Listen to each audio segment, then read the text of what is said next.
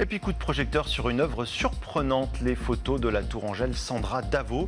Au château de Tours, ces femmes auréolées de pigments font merveille, découverte tout à l'heure. La nouvelle exposition du château de Tours et cette fresque humaine de l'artiste Sandra Davo. Des photos de femmes en mouvement, mais pas seulement. Au déclenchement de l'appareil, des pigments de toutes sortes viennent leur donner l'aspect d'une toile de maître. Léa Turquier.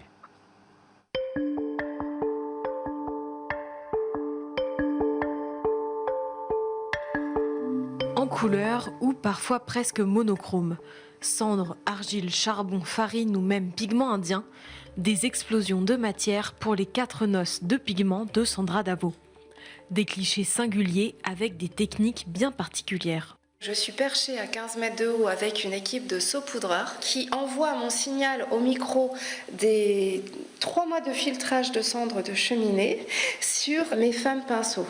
Des femmes pinceaux, c'est le nom imaginé pour ces actrices d'un jour. Car pour Sandra, elles sont en quelque sorte un médium. Un mélange des arts, de la danse avec des impressions de dessin ou de sculpture capturées par son appareil photo. J'aime l'instant présent, j'aime être sur le vif. Il y avait une grande liberté dans la création qui vient des matières volatiles et aussi de la personnalité de ces femmes. Là, elles ont les traces à chaque fois des tableaux précédents.